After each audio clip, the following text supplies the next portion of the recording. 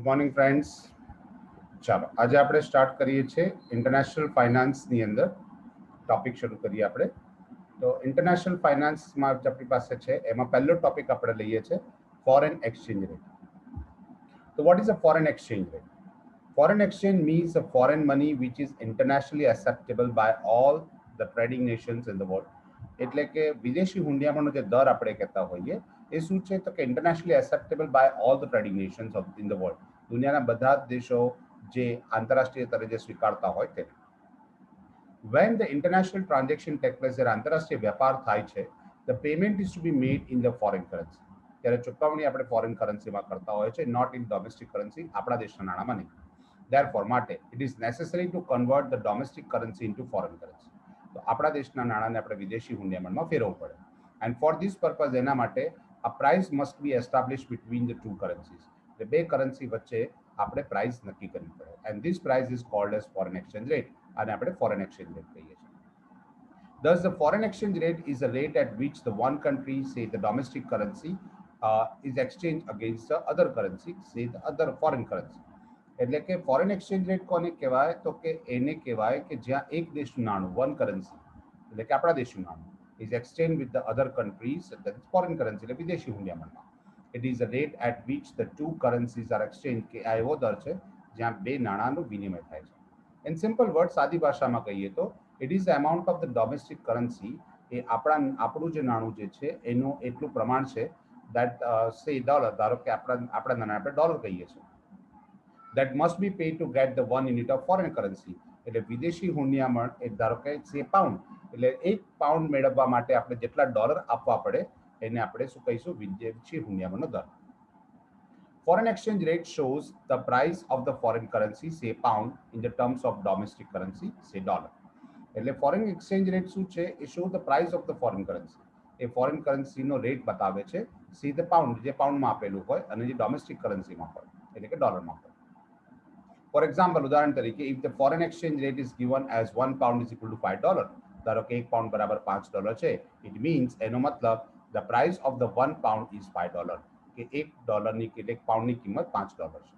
In other words, બીજી ભાષામાં કહીએ તો $5 must be paid to buy 1 pound. બરાબર છે, 1 પાઉન્ડ ખરીદવા માટે $5 આપવા પડે. When the foreign exchange rate raise, જ્યારે પણ વિદેશી હુંડિયામણનો દર વધે છે, foreign currency appreciate and domestic currency depreciate. તો ફોરેન કરન્સી શું થાય છે એપ્રિશિએટ એટલે પ્રોત્સાહિત પામે છે અને ડોમેસ્ટિક કરન્સી ડેપ્રિશિએટ એટલે કે વિદેશી હુંડિયામણનો દર ઘટી જાય છે. When the foreign exchange rate raise, for example, 1 pound is equal to $6, બરાબર ધારો કે 1 પાઉન્ડ બરાબર $5ની જગ્યાએ વધીને $6 થઈ ગયો. એનો મતલબ એવો થાય more dollars are required to buy 1 more unit of pound. એટલે કે 1 પાઉન્ડ લેવા માટે પહેલા $5 આપવા પડતા હતા, હવે આપણે $6 આપવા પડશે. એનો મતલબ more dollars are required, વધારે ડોલરની જરૂર પડશે. Pound become costly and dollar become cheap. એટલે કે પાઉન્ડ મોંઘા થઈ ગયા અને ડોલર સસ્તા થઈ ગયા. પાઉન્ડ એપ્રિશિએટ એટલે કે પાઉન્ડની વેલ્યુ વધી ગઈ અને ડોલર ડેપ્રિશિએટ ડોલરની વેલ્યુ ઘટી ગઈ. So foreign currency appreciate and domestic currency depreciate. બરાબર, એટલે વિદેશી હુંડિયામણ પ્રોત્સાહિત પામી અને ભારતની જે કરન્સી છે અથવા તો ડોલર જેને આપણે ગણીએ છીએ ડોમેસ્ટિક કરન્સી જે છે એ ડેપ્રિશિએટ એનું અવમૂલ્યન થયું. ઇન્વર્સલી એનાથી ઊંધું થાય when the foreign exchange rate falls, જ્યારે વિદેશી હુંડિયામણનો દર ઘટી જાય, for a 1 pound is equal to $4, ધારો કે 1 પાઉન્ડ બરાબર $4 થઈ જાય, it means less dollars are required to buy 1 pound. 1 pound મેળવવા માટે ઓછા ડોલરની જરૂર પડશે. પાઉન્ડ become cheap, પાઉન્ડ સસ્તા થઈ જશે, and dollar become costly, dollar મોંઘા થઈ જશે. And the pound depreciate and dollar appreciate. આવા સંજોગોમાં પાઉન્ડની 1 પાઉન્ડ બરાબર $5 હતા એની જગ્યા પર હવે $4 થઈ ગયા એટલે પાઉન્ડનું મૂલ્ય ઘટી ગયું એટલે પાઉન્ડ ડેપ્રિશિએટ કહેવાય અને ડોલરનું મૂલ્ય વધી ગયું એટલે ડોલર એપ્રિશિએટ કહેવાય. બરાબર છે. That foreign currency depreciate and domestic currency appreciate. Thus, when the one currency appreciate, another currency depreciate and vice versa. બરાબર છે, એટલે કે જો એક કરન્સીનું મૂલ્ય વધતું હોય તો બીજી કરન્સીનું મૂલ્ય ઘટે અને તેનાથી વિરુદ્ધ એટલે કે vice versa.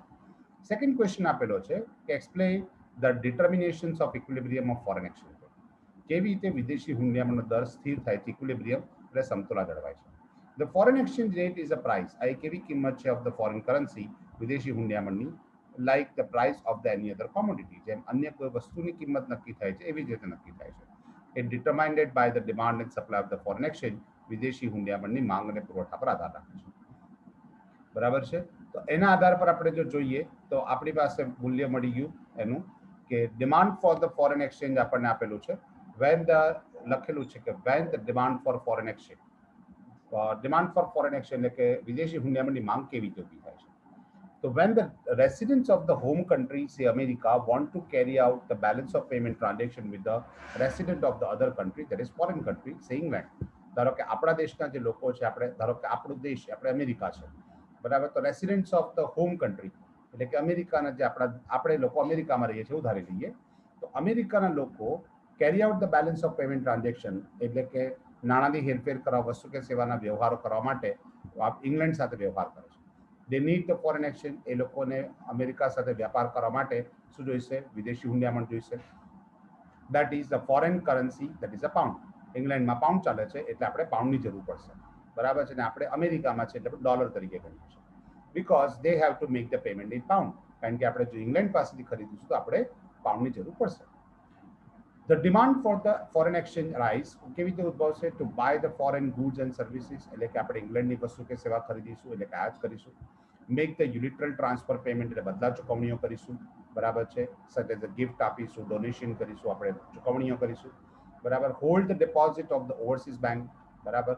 એટલે આપણે આપણા લોકો, દેશના લોકો એટલે કે અમેરિકાના લોકો ઇંગ્લેન્ડની અંદર પોતાનું નાણું રોકશે, ડિપોઝિટ કરાવશે એટલે એફડી કરાવશે કે અન્ય કોઈ રીતે.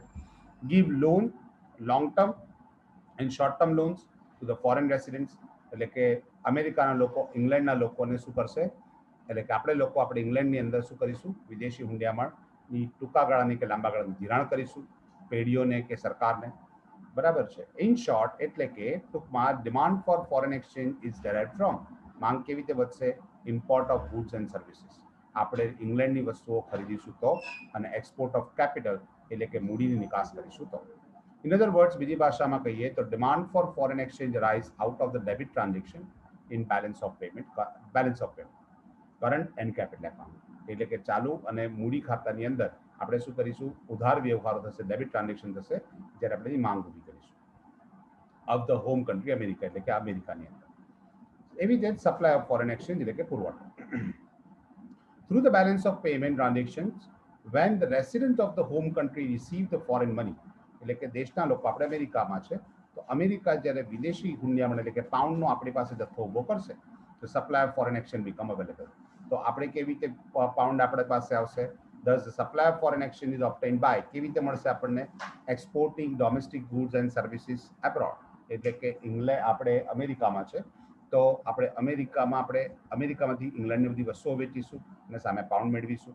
Receiving the unilateral transfer payment from abroad, એટલે ઇંગ્લેન્ડના લોકો આપણા દેશની અંદર એટલે કે અમેરિકાની અંદર બદલા ચૂકવણીઓ કરશે. Receiving deposit in the domestic bank from abroad, બરાબર છે. ડોમેસ્ટિક બેંક એટલે કે ઇંગ્લેન્ડના લોકો આપણા દેશની અંદર એટલે કે યુએસએની અંદર અમેરિકામાં શું કરશે?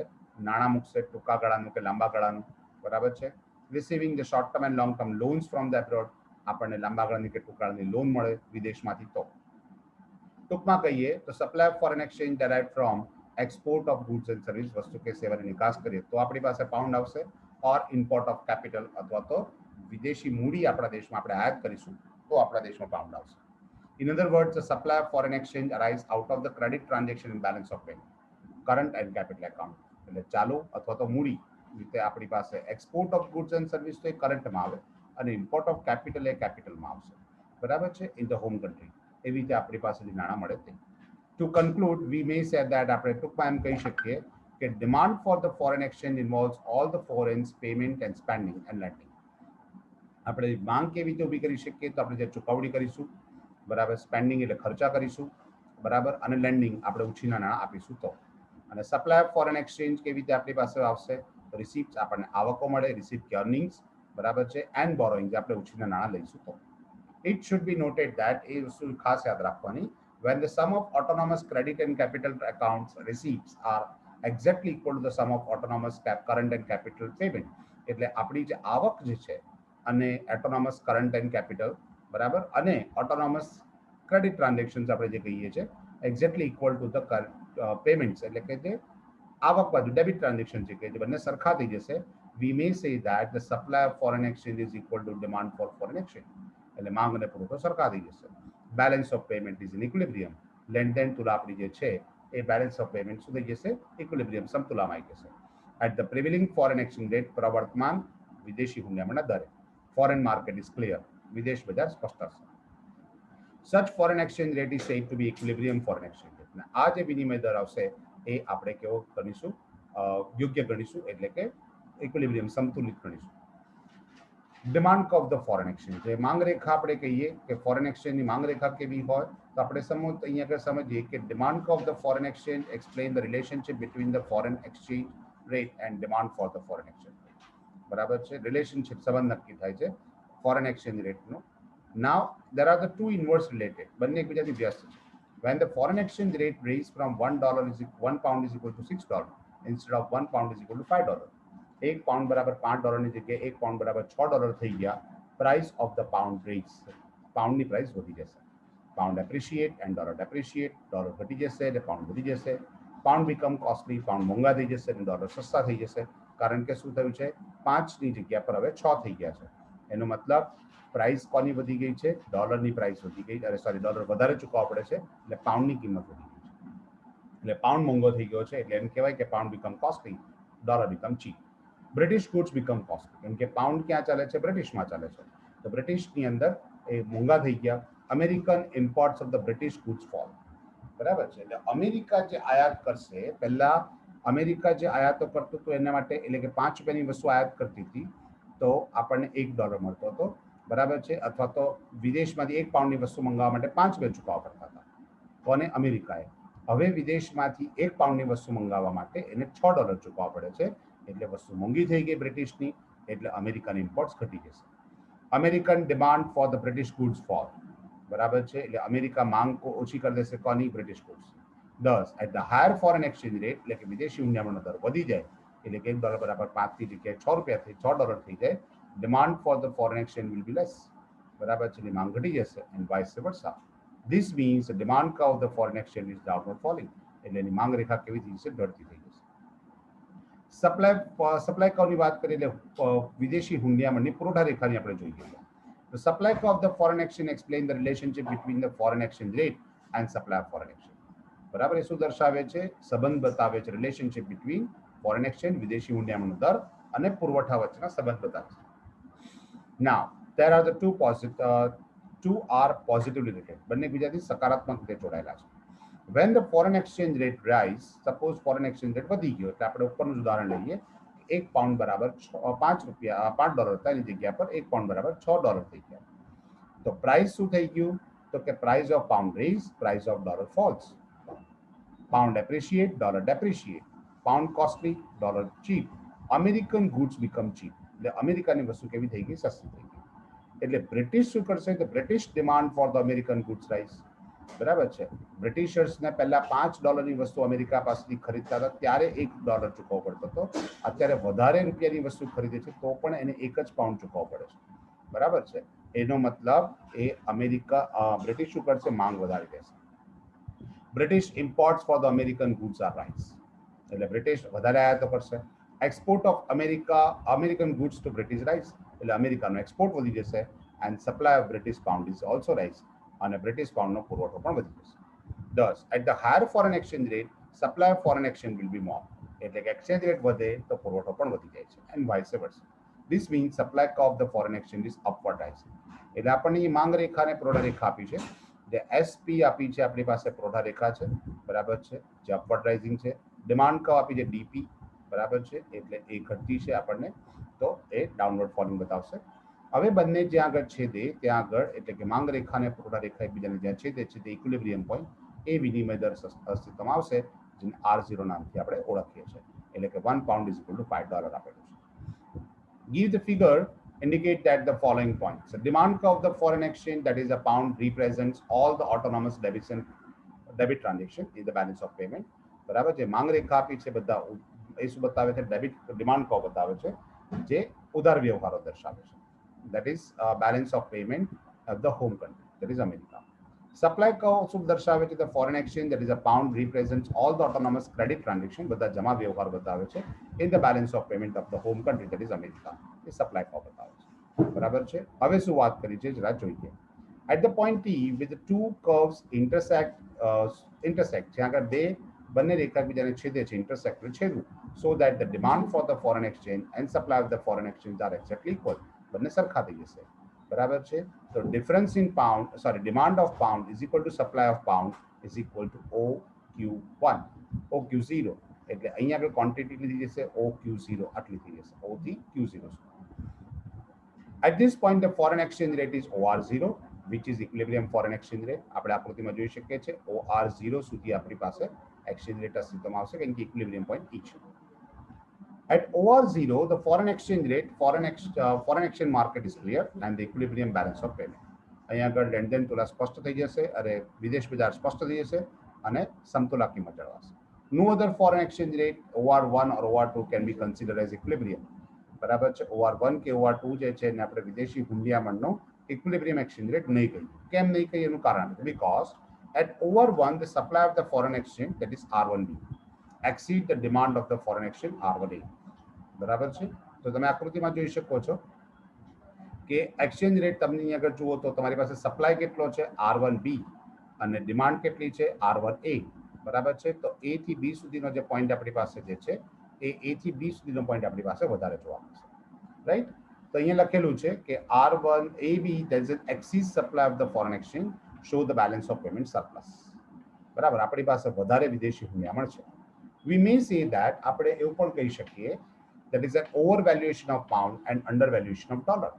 આવા સંજોગોમાં આપણી પાસે પાઉન્ડ વધારે હોય તો આપણે શું કરીશું, આપણે આપણી વેલ્યુ ઓવર વેલ્યુએશન કરી છે અને ડોલરને અંડર વેલ્યુએટ કરી છે. This would result into fall in the foreign exchange rate, એટલે વિદેશી હુંડિયામણ દર ઘટી જશે. With this the pound begins to depreciate. પાઉન્ડની વેલ્યુ જે આપણે વધારે એપ્રિશિએટ કરી છે, ઓવર વેલ્યુએશન કરી છે, ઘટી જશે અને ડોલરની વેલ્યુ જે અંડર વેલ્યુએશન કરી છે વધી જશે. and dollars begin to appreciate until the foreign exchange rate become OR0. બરાબર છે.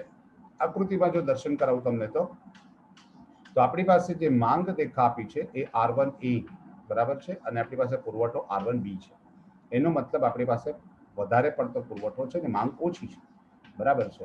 એટલે આપણે શું કરીશું, વધારે માંગ કરીશું, બરાબર છે, અને એક્સચેન્જ રેટ ઘટાડી દઈશું અહીંયા. એટલે આ ડિફરન્સ AB નો જે ડિફરન્સ છે, ડિફરન્સ ઘટતા ઘટતા ઘટતા અહીંયા E પર આવી જશે અને R1 થી ઘટીને કેટલું થઈ જશે, R0 થઈ જશે.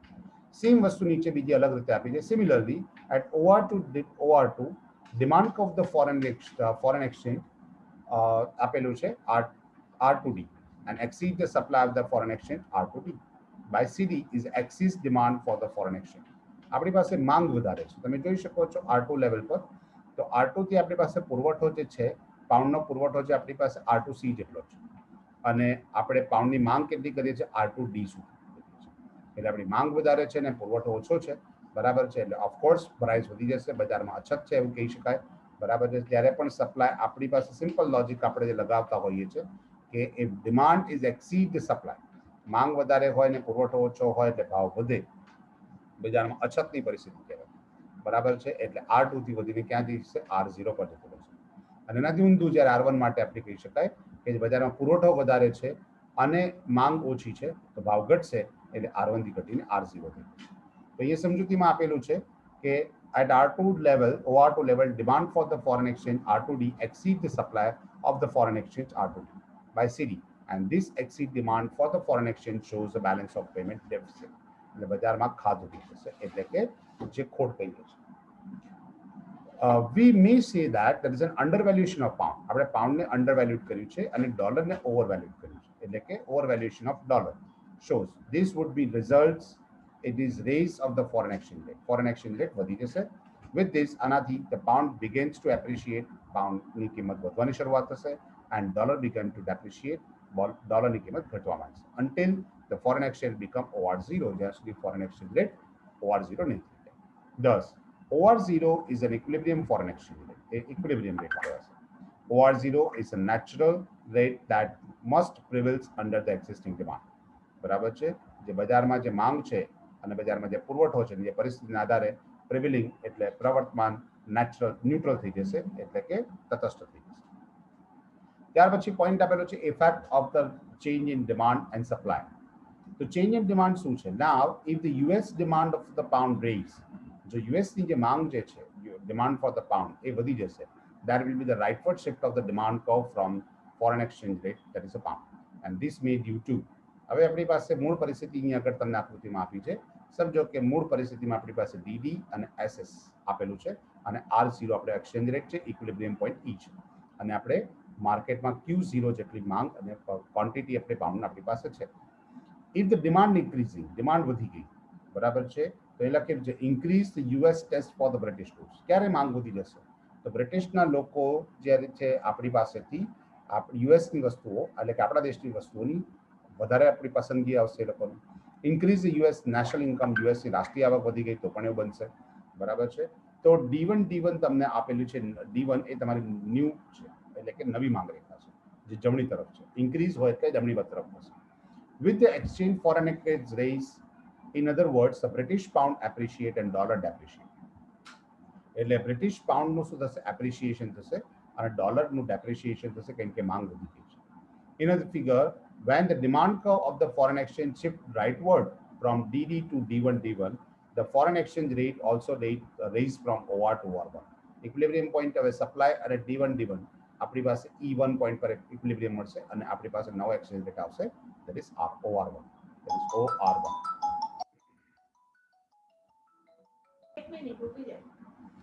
ચાલો, એટલે અહીંયા આપણને આપી દે this is a new equilibrium exchange rate at which the demand for the foreign exchange and supply of the foreign exchange are equal at OQ1. OQ1 level જે આપણી પાસે આપેલું છે એ આપણી પાસે ડિમાન્ડ અને સપ્લાય બંને વધી જશે. OQ લેવલ એટલે આપણી પાસે પાઉન્ડનો પુરવઠો પણ વધી જશે કારણ કે ડિમાન્ડ વધી ગઈ છે એટલે સેલ્સ વધારે થશે. એનાથી અપોઝિટ તમને આપ્યું છે કે ચેન્જ સપ્લાય. સપોઝ સપ્લાયમાં કોઈ પરિવર્તન, likewise if the supply of the pound rise, આપણી પાસે પુરવઠો વધી ગયો, this will rightward shift of the supply of the foreign exchange, બરાબર છે. પાઉન્ડનો આપણી પાસે પુરવઠો વધી ગયો એટલે આપણી પાસે રાઇટ હેન્ડ સાઇડ શિફ્ટ થઈ ગયું, નવી મળી ગઈ S1 S1. આવું ક્યારે બનશે? Increase the Britishers taste of the US goods. બ્રિટિશર્સનો ટેસ્ટ વધી જશે યુએસની એટલે આપણી પાસેથી વધારે આયાત કરશે. આપણી કન્ટ્રીનું નામ છે યુએસ, બરાબર છે, અને બ્રિટિશ આપણી પાસેથી વસ્તુ વધારે ખરીદશે, બરાબર. એટલે એ લોકો આપણી બ્રિટિશર્સનું એક્સપોર્ટ વધારે થશે, યુએસની ઇમ્પોર્ટ વધારે થશે, એને કારણે આપણી પાસે પાઉન્ડ વધી જશે. Increase the national income of the બ્રિટનને નેશનલ ઇન્કમ વધશે. With this the foreign exchange rate the falls, વિદેશી હુંડિયામણનો દર ઘટી જશે. ઇન અધર વર્ડ્સ, બીજી ભાષામાં કહીએ તો British pound depreciate and dollar appreciate. In figure, when the supply curve of the foreign exchange shift from SS to SS1, બરાબર છે, જે પુરવઠા રેખા છે SS to SS1 સુધી થઈ જશે, foreign exchange rate false from OR to OR2. તમે જોઈ શકો છો કે S થી S1 થઈ ગયું ને ડિમાન્ડ તો એઝ ઇટ ઇઝ જ છે એટલે ઇક્વિલિબ્રિયમ ઈની જગ્યા પર E1 લેવલ, અને જ્યાં બંને છેદે છે ત્યાં આગળ R2 આપણને મળે છે એટલે એક્સચેન્જ રેટ આપણી પાસે ઓછો થઈ ગયો. આ સંજોગોની અંદર આપણી પાસે OQ0 આપણી પાસે પાઉન્ડનો પુરવઠો હતો, બરાબર છે, અને માંગ હતી એ વધીને OQ2 થઈ ગઈ, બરાબર. The foreign exchange rate falls from OR to OR2, and this the new equilibrium exchange rate at which the demand for foreign exchange and supply of the foreign exchange are equal at OQ2, બરાબર છે. બંને OQ2 પર બંને સરખા થઈ જશે. આ આપણી પાસે બે ક્વેશ્ચન્સ આપણે જોયા. નેક્સ્ટ ક્વેશ્ચન આપણે નેક્સ્ટ લેક્ચરમાં જોઈશું જે એક્સચેન્જ રેટની થિયરી અને પર્ચેસિંગ પાવર પેરિટી પર છે. બાય.